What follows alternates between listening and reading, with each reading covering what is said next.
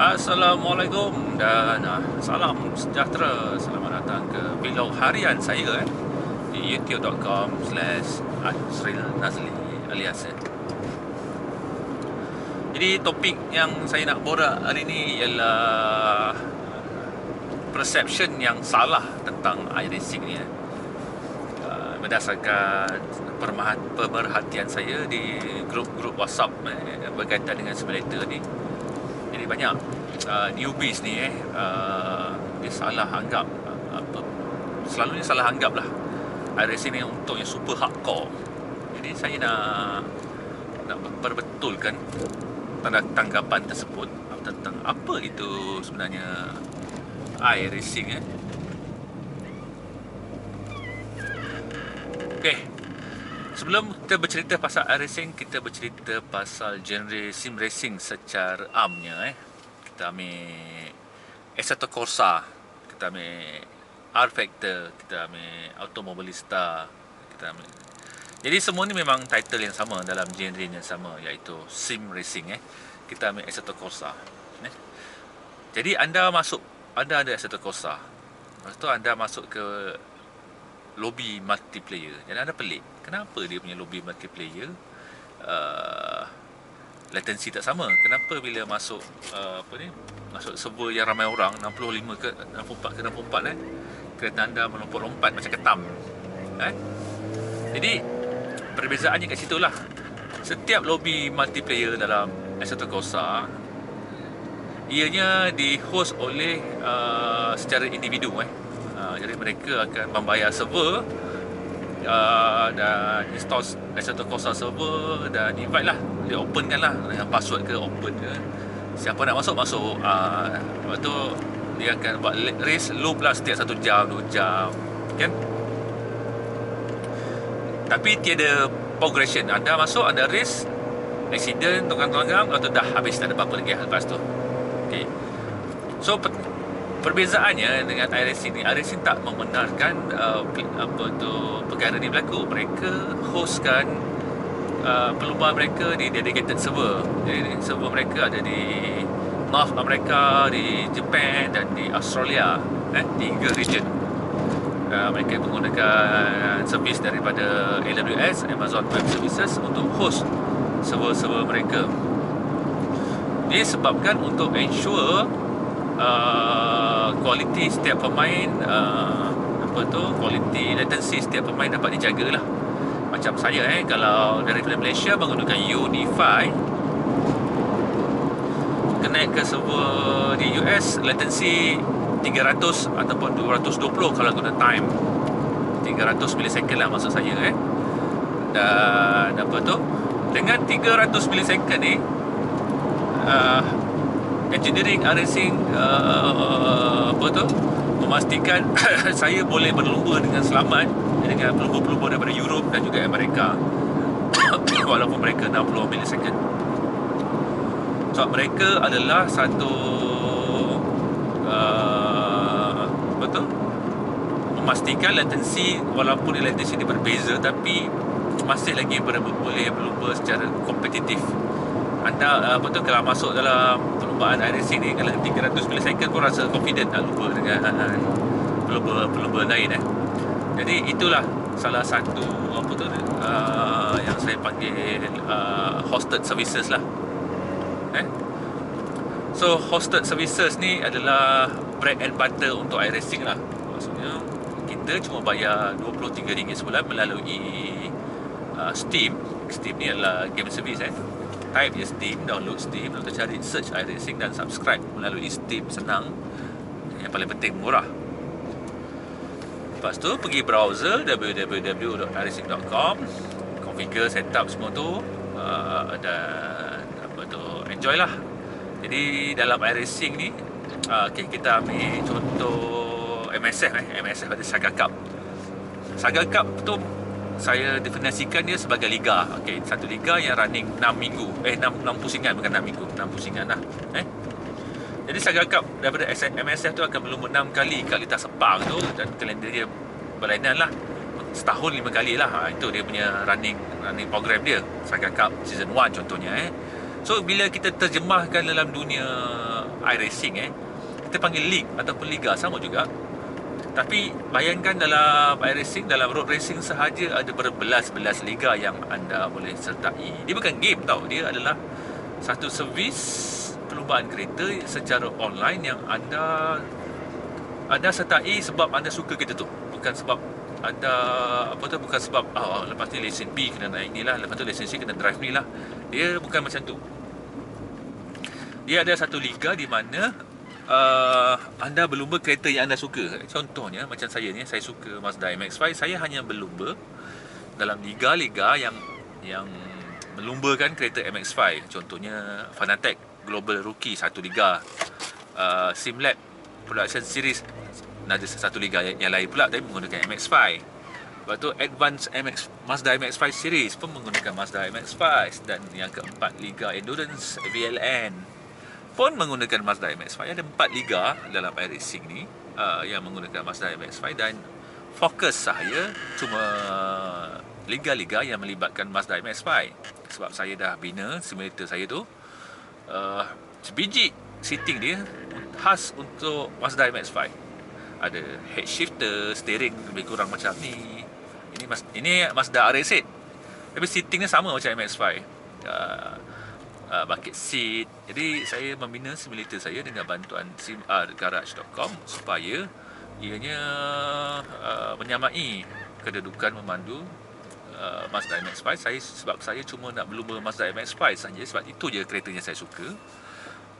Dan Mazda MX-5 dalam iRacing ni sebenarnya adalah hasil laser scan daripada Mazda MX-5 Cup yang sebenar yang digunakan dekat IMSA MX-5 Cup tu.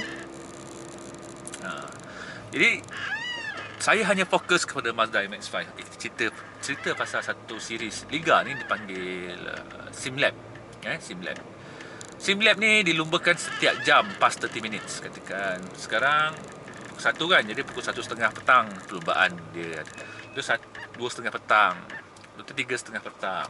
Jadi setiap jam tu ada perlumbaan dia, dan bergantung pelumba-pelumba daripada serata dunia ni nak lumba nak lumba ke tak. Kalau disebut, dan pelumba-pelumba ni katakan tengah malam tadi pukul 2.30 pagi saya berlumba dalam perlumbaan SimLab Production Series ni. Ada 100 pelumba daftar nak berlumba Mazda MX-5. 100 orang daripada serata dunia mendaftar nak lumba MX-5 pada perlumbaan pada pukul jam 2.30 pagi semalam.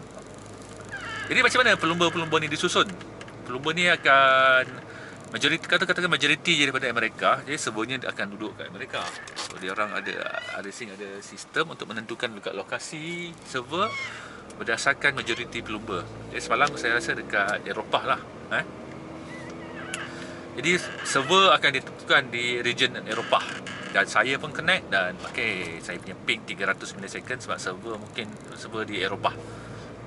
Sebab majoriti 200 orang tu adalah daripada Eropah, cuma 3 orang yang daripada Malaysia. Saya, saudara Najmi dan saudara Iman Danish selalu berlumba pada 2.30 pagi ataupun malam-malam di iRacing. Jadi kami ni kira minoriti lah. Jadi kita orang connect kat server diorang. Setiap seorang 300 millisecond. Tapi dapat berlumba dengan selamat dengan setiap pelumba tu ada 100 orang. Dia tak akan sumbat dalam satu slot tau. Jadi RSC akan pecah-pecahkan slot. 100 orang, satu slot 20 orang je maksimum. Jadi macam mana dia susun 20 orang tu? So dia susun 20 orang tu berdasarkan rating masing-masing. Macam saya ada rating 1,600, Najmi 2,000 lebih, Iman 1,800, macam tu lah. Jadi dia akan cari, dia akan bahagi semua rating tu supaya 20 orang ni dipadankan mengikut rating. Jadi tak adalah nak pelumba 6,000 nak dipadankan dengan pelumba 1,000 kan. Tak adil lah kan. Jadi disebabkan jumlahnya banyak sampai 100 orang, jadi sistem akan bahagi-bahagikan. Okey, satu. So itulah dia servis iRacing. So katakan dalam S1 Corsa, saya bandingkan balik dengan S1 Corsa. So anda buka server 64 orang. Siapa cepat dia dapat, konsep dia. Lepas habis race dah, tak ada apa-apa dah. Nak race lagi, next hour pun dah boleh. Tapi dia tak ada sesuatu yang menyebabkan kenapa aku nak race next hour untuk apa. Dia tak ada progression. Itu perbezaannya simulator lain ni berbanding iRacing. iRacing ada progression. Semalam tu saya koyak semalam. Race nombor apa dah, second last kot sebab ada masalah teknikal Iman Danish nombor 5. So dia dapat grab championship point, katakan 120 lah Saya 26 je contohnya. Najmi nombor 6 semalam. Okay, dia dapat grab 99 point. Dia pada dia tak cukup benda tu. Dia nak the next race ataupun esoknya ke lusanya dalam the same week tu, cuba break the record 120 point tu, nak jadi 125 point. Jadi itu dia dipanggil championship point. Jadi berbalik kepada Saga Cup daripada MSF tu kan, setiap pelumba, Saga Cup ada 50 pelumba kan. Jadi setiap pelumba kan ada markah masing-masing kan, dipanggil championship point. Jadi benda tu lah yang dimasukkan dalam iRacing. Kita ada championship point untuk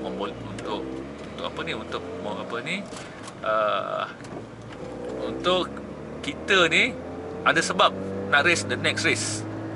So championship point ni dia ada automated league management system. Itu dia ada iRacing. Dia ada liga tu automated, AI yang uruskan. So dalam minggu tersebut, contoh minggu ni di Simlet Production Series berlumba di Lita Brand Hatch. So daripada Selasa ke Selasa 7 hari ada peluang untuk memperbaiki championship point. Dan yang membuatkan lagi menarik pula dalam iRacing, kita tahu ada pelumba yang tak laju, ada pelumba yang laju, ada pelumba yang spend the whole life berlumba dalam main game, ada pelumba yang casually berlumba. Jadi setiap orang sebenarnya ada ruang masing-masing. Kita panggil division. Jadi pelumba yang alien ni, atau kita gelar alien dia orang duduk dalam division 1, 2 atau 3. Jadi casual ni duduk dekat division bawah sikit lah. Dan dia orang pun rasa seronok lah kan. Kawan-kawan aku semua division 4 lah. Kawan-kawan office kan yang tak ada masa nak main hujung minggu kan, division 4. Jadi dia orang pun berlumba sesama sendiri. Dan selain daripada division, ada 10 division yang disusun mengikut iRating. Dan juga ada apa ni, kita boleh bertanding berdasarkan region. Macam kita boleh check performance kawan-kawan kita, walaupun kawan-kawan kita division lain, tapi kita boleh check dia punya weekly performance melalui Asia region. Kita boleh tengok siapa ni, Bobby MX5 race seorang semalam, dia dapat collect 115 point. Jadi kita pun tertinggal dengan dia 5 point. Macam mana ni kan. Jadi kita nak cari lah kan, nak cari jalan lah macam mana nak collect 5 point ni, nak kalahkan Bobby ni. Jadi kita ada sebab aku nak turun race, sebab aku nak kalahkan Bobby, sebab aku tertinggal 5 point. Jadi bayangkan benda ni dengan Asset Corsa ke dengan R-Factor, benda ni perlu diurus secara manual oleh penganjur perlumbaan. Dia tak automated seperti iRacing. Jadi sebab itulah iRacing ni adalah game as a service. Itulah perbezaannya dengan simulator lain. Kita jangan bandingkan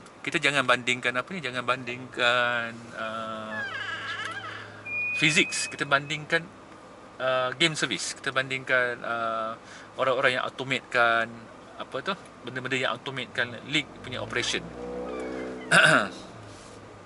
Jadi untuk anda yang first time main game kereta ni, anda kena faham, dalam perlombaan kereta, dalam kalender F1 kan ada points. Kan ada, mana ada terus satu race tu terus kita overall championship, kan ada points. Jadi itulah dia sebenarnya. Kita berlumba dalam konsep liga.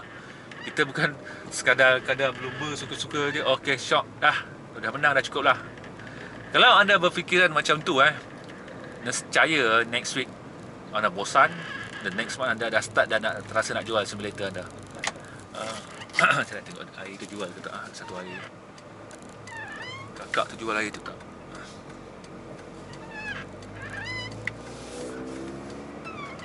Kan awak sangat ni, baru pukul 1:30.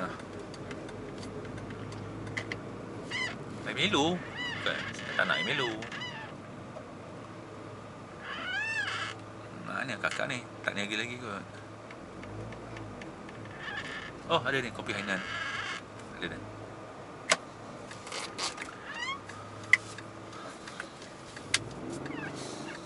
Okay, sampai di sini dulu cerita saya. Assalamualaikum dan salam sejahtera.